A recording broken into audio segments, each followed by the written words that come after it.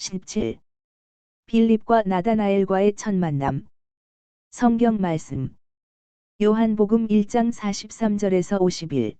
이튿날 예수께서 갈릴리로 나가려 하시다가 빌립을 만나 이르시되 나를 따르라 하시니 빌립은 안드레와 베드로와 한 동네 베세다 사람이라. 빌립이 나다나엘을 찾아 이르되 모세가 율법에 기록하였고 여러 선지자가 기록한 그 일을 우리가 만났으니 요셉의 아들 나사렛 예수니라. 나다나엘이 이르되 나사렛에서 무슨 선한 것이 날 수 있느냐. 빌립이 이르되 와서 보라 하니라. 예수께서 나다나엘이 자기에게 오는 것을 보시고 그를 가리켜 이르시되 보라 이는 참으로 이스라엘 사람이라. 그 속에 간사한 것이 없도다. 나다나엘이 이르되 어떻게 나를 아시나이까. 예수께서 대답하여 이르시되 빌립이 너를 부르기 전에 내가 무화과나무 아래에 있을 때에 보았노라. 나다나엘이 대답하되 랍비여 당신은 하나님의 아들이시요 당신은 이스라엘의 임금이로소이다. 예수께서 대답하여 이르시되 내가 너를 무화과나무 아래에서 보았다 함으로 믿느냐. 이보다 더 큰 일을 보리라. 또 이르시되 진실로 진실로 너희에게 이르노니 하늘이 열리고 하나님의 사자들이 인자 위에 오르락 내리락 하는 것을 보리라 하시니라. PMG 말씀. 이 공생활 첫 해실비. 예수께서 벳사이다의 베드로의 집에서 필립보와 나타나엘을 만나시다. 나중 9시 반에 나는 이것을 서술해야 한다. 요한이 예수께서 초대받으신 집의 문을 두드린다. 한 여인이 앞으로 나와서 누구인지를 보고 예수를 부른다. 그들은 평화의 인사를 나눈다. 그리고 예수께서 요한아, 일찍 왔구나 하고 말씀하신다. 시몬 베드로가 선생님께 벳사이다를 들러 가시라고 청한다는 말씀을 드리려고 왔습니다. 시몬은 많은 사람에게 선생님 말씀을 했습니다. 저희들은 지난 밤에는 고기를 잡지 않았습니다. 저희들은 아는 대로 기도를 드리고 안식일이 아직 끝나지 않았기 때문에 돈벌이는 포기했습니다. 그리고 오늘 아침에는 거리로 다니면서 선생님 말씀을 했습니다. 선생님 말씀을 듣고 싶어 하는 사람들이 있습니다. 선생님, 오시겠습니까? 예루살렘에 가기 전에 나자렛에 가야 하지만 가나? 베드로가 그의 배로 선생님을 벳사이다에서 티베리아에 모셔다 드릴 것입니다. 그러면 더 빨리 가실 순 있어요. 그럼 가자. 예수께서는 겉옷을 입으시고 배낭을 집어드신다. 그러나 요한이 배낭을 빼앗는다. 그들은 집주인에게 인사를 한 다음 떠난다. 환상에는 작은 마을에서 나가는 것과 벳사이다로 가는 길의 시초가 보인다. 대화는 들리지 않고 환상이 중단되기까지 한다. 환상은 벳사이다 어귀에서 다시 시작된다. 베드로와 안드레아와 야고보가 보이고 동구에서 이들과 같이 기다리는 여자들이 보이기 때문에 이 읍내라는 것을 알 수 있다. 평화가 너희와 함께 있기를. 자, 내가 왔다. 선생님, 저희로서도 기다리는 사람들로서도 고맙습니다. 안식일은 아니지만 선생님을 기다리는 사람들에게 말씀을 하지 않으시겠습니까? 하마, 내 집에서 말하겠다. 베드로는 몹시 기뻐한다. 그러면 오십시오. 이 사람은 제 아내이고 이 부인은 요한의 어머니, 그리고 저 부인들은 이 여자들의 친구들입니다. 그러나 선생님을 기다리는 사람들이 또 있습니다. 우리 친척들과 친구들입니다. 내가 오늘 저녁 떠날 터인데 그 전에 그들에게 말하겠다고 알려주어라. 그들이 가파르나움에서 해질 무렵에 떠났는데 아침에 벳사이다에 도착하는 것을 보았다는 말을 하는 것을 빼먹었다. 선생님, 제발 제 집에서 하룻밤 쉬십시오. 제 배로 티베리아까지 모셔서 지름길을 가시게 해드린다 해도 예루살렘까지의 길은 멉니다. 제 집은 가난하긴 하지만 정적하고 환대하는 집입니다. 오늘 밤은 저희들과 같이 계십시오. 예수께서는 대답을 기다리는 베드로와 다른 사람들을 바라보신다. 그들을 바라보시며 살펴보다가 빙그레 웃으시며 말씀하신다. 그러지? 베드로가 또다시 기뻐한다. 사람들이 문으로 들여다보고 눈짓을 한다. 한 남자가 야고보의 이름을 불러 예수를 손가락으로 가리키며 가만히 말한다. 야고보가 그렇다는 표시를 하니 그 사람은 내거리를 머물러 있는 다른 사람들에게 가서 이야기한다. 일행은 베드로의 집으로 들어온다. 연기에 검게 그을린 넓은 부엌 한 구석에는 그물들과 밧줄들과 고기 담는 바구니들이 있다. 한가운데에는 넓고 낮은 화덕이 있는데 지금은 불이 없다. 마주나 있는 문으로는 한편에는 길이 보이고 한편에는 무화과나무와 포도나무가 있는 작은 정원이 보인다. 길 저쪽으로는 호수의 담청색 물결이 보이고 작은 정원 너머로는 다른 집의 짙은 색벽이 보인다. 선생님께 제가 가진 것을 제가 아는 방식으로 드립니다. 좋다. 그리고 내가 사랑으로 주니 그보다 더 낮게 줄 수는 없을 것이다. 예수께 목을 축이시라고 물을 드리고 그 다음에는 빵과 올리브들을 드린다. 예수께서는 받아들인다는 것을 보이시려고 몇 입을 드시고는 나머지는 사양하시며 물리치신다. 어린 아이들이 정원과 길에서 신기한 듯이 예수를 살펴본다. 그러나 그들이 베드로의 아이들인지는 모르겠다. 내가 아는 것은 베드로가 눈짓을 하여 이 어린 침입자들을 못 들어오게 한다는 것뿐이다. 예수께서는 빙그레 웃으시며 말씀하신다. 내버려 두어라. 선생님, 쉬시겠습니까? 여기는 제 거처이고 저기는 안드레아의 거처입니다. 마음대로 골라 쓰십시오. 쉬시는 동안에는 소리를 내지 않겠습니다. 옥상 정원도 있느냐? 예, 포도나무도 있고요. 아직 거의 잎이 없지만 그늘을 조금 만들어 줍니다. 그리로 데려다 다오. 그 위에서 쉬는 것이 좋겠다.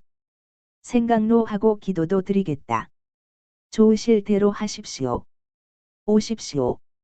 작은 정원에서 작은 층계가 지붕으로 올라가는데 지붕은 평평하고 낮은 담이 둘러쳐져 있다.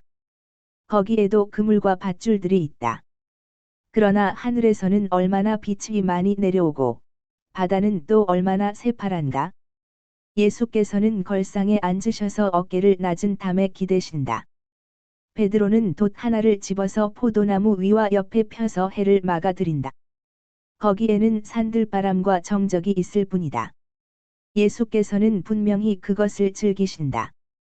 선생님, 저는 가겠습니다. 가거라. 그리고 너와 요한은 해가 질 무렵에 내가 여기서 말한다고 가서 일러주어라. 예수께서는 혼자 남으셔서 오랫동안 기도하신다. 제 둥지로 갔다가 돌아오곤 하는 비둘기 두 쌍과 지저귀는 참새들 외에는 기도드리시는 예수 주위에 아무 소리도 없고 살아 움직이는 것이란 아무것도 없다. 여러 시간이 조용하고 평화롭게 흘러간다. 그런 다음 예수께서는 일어나셔서 옥상을 한 바퀴 도시고 호수와 길에서 노는 어린이들을 내려다보신다. 예수께서 그들을 보고 미소를 보내시니 어린이들도 미소로 응답한다. 예수께서는 집에서 100m쯤 떨어진 곳에 있는 작은 광장 쪽을 보신다. 그런 다음 내려오셔서 부엌으로 가시며 말씀하신다. 아주머니, 호숫가를 한 바퀴 돌고 오겠습니다.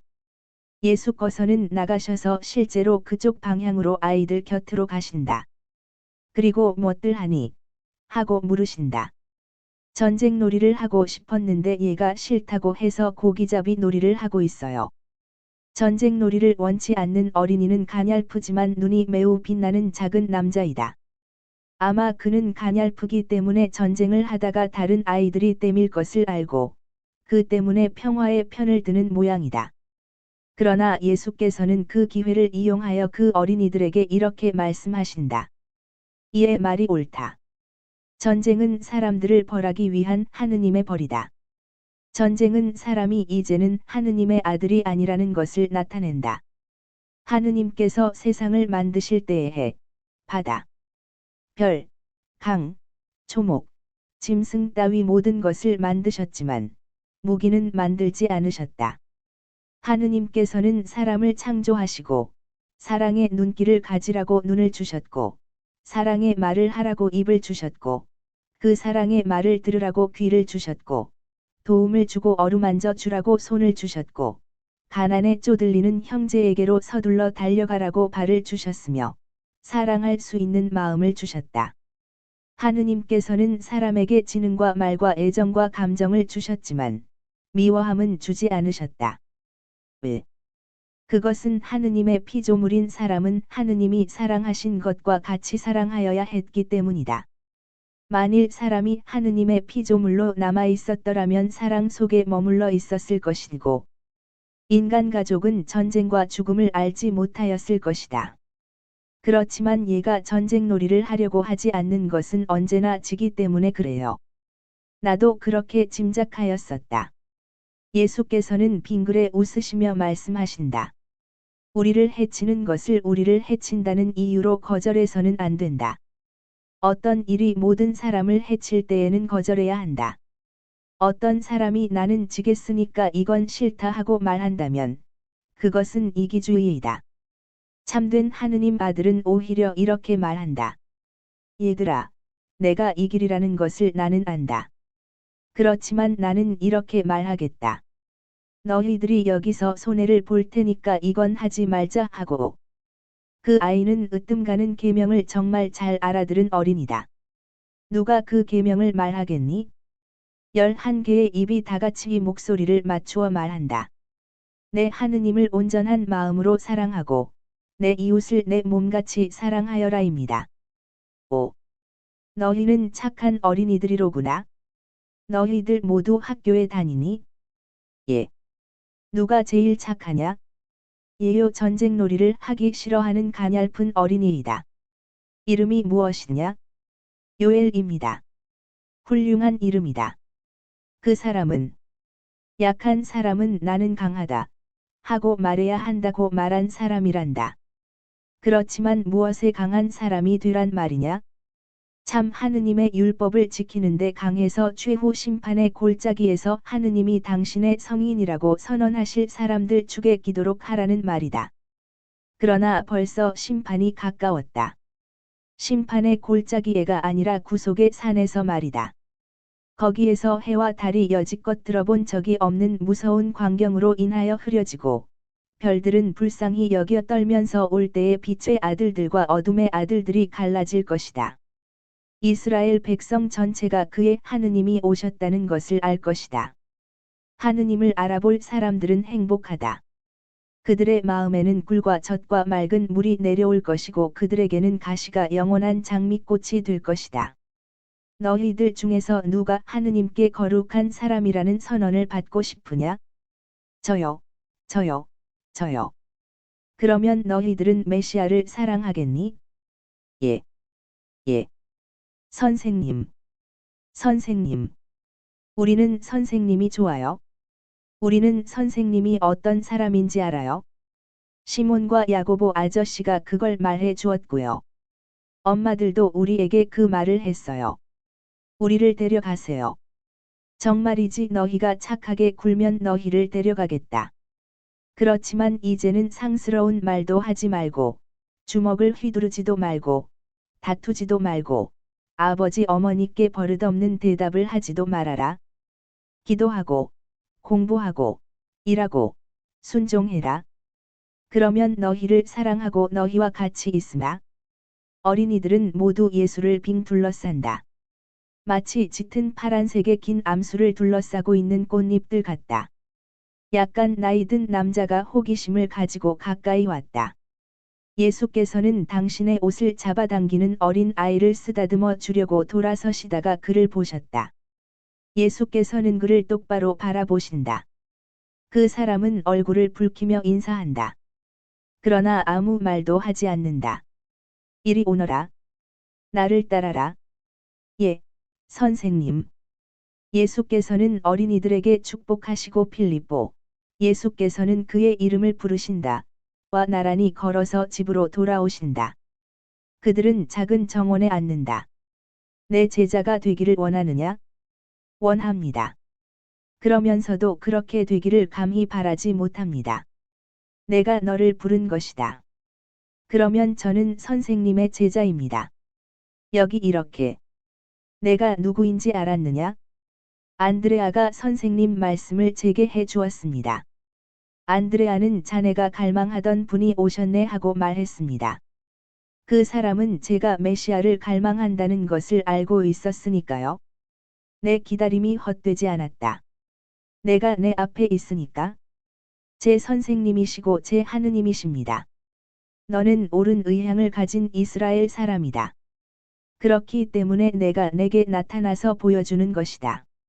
내 친구인 또 한 사람도 기다리고 있는데 그 사람도 진실한 이스라엘 사람이다. 가서 그에게 말하여라. 우리는 다윗 가문의 요셉의 아들 나자렛의 예수를 만났네. 모세와 예언자들이 말한 그분을 말이야 하고 가라. 예수께서는 필립보가 나타나엘 바르톨로메오와 같이 올 때까지 혼자 계신다. 속임수를 모르는 참 이스라엘 사람이 오는구나. 나타나엘. 내게 평화가 있기를. 어떻게 저를 아십니까? 필립보가 너를 부르러 가기 전에 내가 무화과나무 밑에 있는 것을 보았다. 선생님은 하느님의 아들이시고 이스라엘의 왕이십니다. 내가 무화과나무 밑에서 곰곰이 생각하고 있을 때 너를 보았다고 내가 말하였기 때문에 믿느냐? 너는 이보다 훨씬 중요한 일을 볼 것이다. 정말 잘 들어두어라. 하늘이 열리고 너희는 천사들이 사람의 아들 위에 즉 내게 말하고 있는 내 위로 내려왔다 올라갔다 하는 것을 볼 것이다. 선생님. 저는 그런 특별 대우를 받을 자격이 없습니다. 나를 믿어라. 그러면 하늘에 가기에 마땅한 사람이 될 것이다. 믿기를 원하느냐? 원합니다. 환상이 잠깐 끊어졌다. 그러다가 사람이 잔뜩 모인 옥상에서 다시 시작된다. 사람들은 작은 정원 안에 있다. 예수께서 말씀하신다. 착한 뜻을 가진 사람들에게 평화가 있기를 바랍니다. 그들의 집과 아내와 자녀들에게 축복이 있기를 바랍니다. 하느님의 은총과 빛이 그들을 지배하고 그들의 마음을 지배하기를 바랍니다. 여러분은 내 말을 듣기를 바랬습니다. 말씀 제2위 성자 예수를 가리킴 이 말합니다. 성실한 사람들에게는 기쁘게 말하고 그렇지 않은 사람들에게는 괴로워하며 말합니다. 거룩한 사람들과 순결한 사람들에게는 사랑을 가지고 말하고 죄인들에게는 연민을 가지고 말합니다. 말씀은 거부하지 않습니다.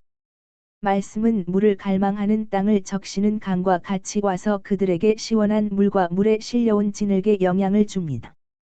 여러분은 하느님의 말씀이시며 아버지의 말씀이신 메시아의 제자가 되려면 어떻게 해야 하는지를 알고 싶어 하십니다.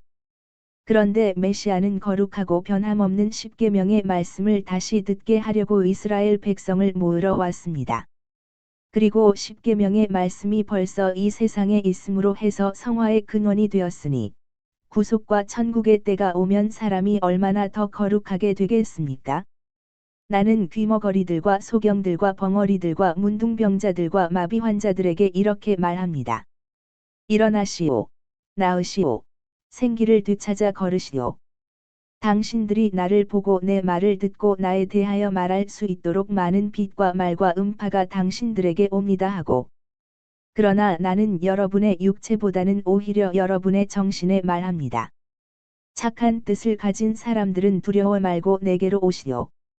만일 여러분의 정신이 상처를 입었으면 내가 그 정신을 온전하게 만들어 주겠습니다. 병들었으면 고쳐 주겠습니다. 죽었으면 다시 살리겠습니다. 나는 다만 여러분의 착한 뜻만 원할 뿐입니다.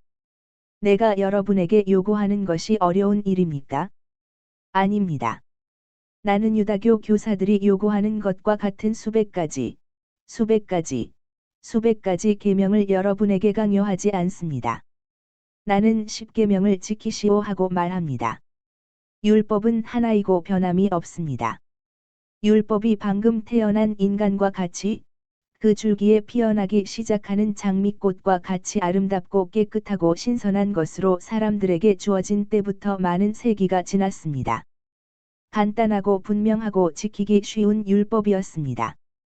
그런데 세월이 흐르는 동안에 사람의 죄와 성벽이 부담과 제한과 힘드는 결구를 가진 법률과 규칙 따위로 율법을 복잡하게 만들었습니다. 나는 하느님께서 주신 그대로의 율법으로 여러분을 도로 데려가겠습니다. 그러나 여러분의 이익을 위하여 제발 부탁이지만 그것을 그 당시의 이스라엘 사람들과 같은 성실한 마음으로 받으시오. 죄는 서민인 여러분보다도 높은 곳에 있기 때문에 여러분은 말보다는 마음으로 한층 더 원망을 합니다. 나는 그것을 압니다. 신명기에는 해야 할 일이 모두 적혀 있고 거기에 덧붙일 것이 아무것도 없었습니다. 그러나 그것을 다른 사람들에게는 적용하면서 자기 자신들에게는 적용하지 않는 사람들을 비판하지 마시오. 여러분은 하느님께 말씀하시는 것을 하시오. 그리고 무엇보다도 가장 중요한 두 가지 계명을 완전히 지키도록 힘쓰시오. 만일 여러분이 여러분의 모든 힘을 기울여 하느님을 사랑하면 여러분은 죄를 짓지 않을 것입니다. 죄는 하느님께 고통을 끼쳐드리는 것이니까요. 사랑하는 사람은 고통을 주기를 원치 않습니다. 만일 여러분이 이웃을 여러분 자신과 같이 사랑하면 여러분은 오직 부모를 공경하는 아들이 되고 배우자에게는 충실한 남편이나 아내가 되고 장사할 때에 정직한 사람이 될 뿐일 것이고 원수에게 대하여 폭력을 쓰지 않고 증언할 때에 거짓말을 하지 않고 남이 가진 것을 탐내지 않으며 남의 아내에 대하여 음란한 욕망을 가지지 않는 사람이 될 것입니다. 여러분은 다른 사람이 여러분에게 하기를 원치 않을 것을 다른 사람들에게 하기를 원치 않을 것입니다. 즉 훔치거나 죽이거나 중상하거나 벅구기처럼 남의 둥지에 들어가려고 하지 않을 것입니다. 오히려 반대로 나는 이렇게 말합니다. 사랑의 두 가지 계명에 순종하는 것을 완전에까지 이끌어 가시오. 즉 여러분의 원수까지도 사랑하시오 하고 5. 만일 여러분이 하느님께서 사랑하시는 것과 같이 사랑할 줄을 안다면 원죄와 개인적인 죄로 인하여 당신의 원수가 된 사람을 지극히 사랑하시는 하느님, 사람들에게 구세주를 당신의 아들인 어린 양 즉 여러분에게 말하는 나를 여러분의 모든 죄를 대속하도록 약속하신 메시아를 보내실 정도로 사람을 사랑하시는 하느님께서는 여러분을 얼마나 사랑하시겠습니까? 사랑하시오. 사랑이 여러분에게 사다리가 되어 야곱의 환상에서와 같이 천사가 되어 그 사다리로 하늘에까지 올라가 아버지께서 모든 사람과 각자에게 다음과 같이 말씀하시는 것을 듣게 되기를 바랍니다. 내가 어디에 가든지 내가 내 보호자가 되겠고 이 나라에 즉 하늘나라 영원한 나라에 너를 데려다 주겠다 하는 말씀을 여러분께게 평화가 있기를 바랍니다. 사람들은 감격한 찬성의 말들을 하면서 천천히 물러간다. 베드로와 안드레아, 야고보, 요한, 필립보, 바르톨로메오가 남아있다. 선생님, 내일 떠나십니까? 내일, 내가 귀찮지 않으면 새벽에 떠나겠다. 선생님이 떠나시는 것은 섭섭합니다. 예, 그렇지만 시간은 괜찮습니다. 오히려 유리한 시간입니다. 고기잡이를 하겠느냐? 오늘 밤 달이 뜰 무렵에 하겠습니다. 시몬 베드로, 내가 지난 밤에 고기잡이를 하지 않은 것은 잘한 일이다. 안식일이 아직 끝나지 않았었으니까. 느헤미야는 그의 개혁 안에 유다에서 안식일을 존중하라고 하였다. 지금도 아직 너무나 많은 사람이 앞찾기에서 일하고 나무단을 지고 다니고 포도나 과일들을 운반하며 생선과 어린 양들을 팔고 사고 한다. 너희들은 이 일을 엿새 동안 할 수 있다. 안식일은 주의 날이다. 안식일에 할 수 있는 일은 오직 한 가지뿐이다. 너희들의 이웃을 도와주는 일이다. 그러나 그 일에서 이익은 절대로 배제해야 한다. 이익을 얻으려는 목적으로 안식일을 어기는 사람은 하느님에게서 벌받게 받을 수가 없다. 너희가 이득 있는 일을 하느냐? 그러면 다른 엿새 동안의 손해를 보는 것으로 보상을 할 것이다. 너희가 보수를 받지 않는 일을 하느냐? 그러면 최고의 지혜가 육체를 위하여 제정하신 휴식을 그 육체에 주지 않고 무익한 피로로 생기는 초조로 정신을 약화시키며 저주에까지 이름으로써 너희들의 육체를 쓸데없이 피곤하게 하는 것이다. 안식일은 하느님과 일치한 마음으로 다정스러운 사랑의 기도를 드리는 가운데 흘러가야 할 터인데 말이다. 모든 일에 충실해야 한다. 그렇지만 우리에게 대단히 엄격한 율법교사들과 박사들은 안식일에 일을 하지 않고 또 빵을 내주는 피로를 피하려고 이웃에게 빵조차도 주지 않습니다. 그러나 고리대금은 안식일에도 행합니다. 그것이 육체적인 일은 아니니까 고리대금은 안식일에도 할 수 있습니까? 절대로 안 된다. 안식일에도 다른 날에도 안 된다. 고리대금업에 종사하는 사람은 파렴치하고 잔인한 사람이다. 그러면 율법교사들과 바리사이파 사람들은 시몬아, 판단하지 말아라. 다만 너로서는 그렇게 하지 말도록 하여라. 그렇지만 저는 보기 위해 눈을 가지고 있습니다. 시몬아, 볼 것이 악밖에 없느냐? 아닙니다. 선생님. 그러면 왜 악만을 본다는 것이냐? 선생님의 말씀이 옳습니다. 그러면 내일 새벽에 요한과 같이 떠나겠다. 선생님. 시몬아, 무슨 일이냐? 선생님은 예루살렘에 가시지요. 너도 잘 알지 않느냐? 저도 과월제를 지내러 예루살렘에 갑니다. 안드레아와 야고보도 가고요. 그래서 나하고 같이 가고 싶다는 말이지? 그럼 고기잡이는 어떻게 하고? 또 돈벌이는 어떻게 하고? 너는 돈을 가지는 것이 좋다고 말하였지. 그런데 나는 여러 날 머물러 있을 것이다. 나는 우선 어머니 집에 가고 돌아올 때에도 들르겠다. 전도하기 위하여 들르겠다. 너는 어떻게 하겠느냐? 베드로는 두 가지 욕망 사이에 끼어서 어쩔 줄을 모른다. 그러나 나중에는 결심한다. 저는 가겠습니다. 돈보다는 선생님이 먼저이십니다. 저도 가겠습니다. 저도요. 우리도 가지. 필립보. 그러면 오너라. 나를 도와다오. 오. 베드로는 예수를 도와드린다는 생각에 깜짝 놀란다. 저희는 어떻게 합니까? 내가 말해주마. 너희가 잘 하려면 내가 하라는 대로 하면 된다. 순종하는 사람은 언제나 잘한다. 즉시 기도를 드리자. 그리고 각자 집으로 돌아가도록 하여라. 선생님은 뭘 하시겠습니까? 나는 또 기도를 드리겠다. 나는 세상의 빛이다. 그러나 또한 사람의 아들이기도 하다. 이 이유로 나는 인간의 죄를 속죄하는 사람이 되기 위하여 항상 영원한 빛과 연결되어 있어야 한다. 기도하자. 예수께서는 시편의 노래를 읊으시는데 이런 말로 시작되는 노래이다. 지존하신 분의 거처에 몸을 숨기고 전능하신 분의 그늘 아래 머무는 사람아, 야훼께서 내 피난처시요 내 요새이시며 내가 의지하는 너의 하느님이라고 말하여라. 그분이 너를 사냥하는 자의 덫과 악의의 찬 말에서 구해 주시러라. 나는 이 노래를 제4 권에서 찾아냈다. 제4 권의 둘째 노래, 제 90번인 것 같다. 내가 로마 숫자를 제대로 읽었다면. 대쉬 환상은 여기서 끝난다. 나는 성경을 펼쳤다. 우연히 집회서 23장 1절에서 4절이 눈에 띄었다. 내 마음에 드는 기도이다. 생각이 갈피를 잡지 못하고 마음이 교만으로 가득 차는 일은 매우 쉬운 일입니다. 아니, 차라리 죽으면 죽었지. 이렇게 되기는 싫습니다. 주여, 이것은 당신을 잃는다는 뜻인데. 저는 당신을 잃고 싶지 않습니다. 채찍과 징계를 사용하십시오. 그러나 당신의 오랑캐꽃을 땅에 그대로 있게 하여 주십시오. 12시에 나는 예수께 이렇게 말씀드렸다. 예, 주님. 제 손을 잡아 인도해 주십시오. 나는 예수께서 베니냐 수녀에게 하신 말씀 한 구절을 읽고 있는 중이었는데, 그 구절이 그날의 내 묵상거리였다. 저는 당신이 원하시는 것을 원하고, 다른 것은 원치 않습니다.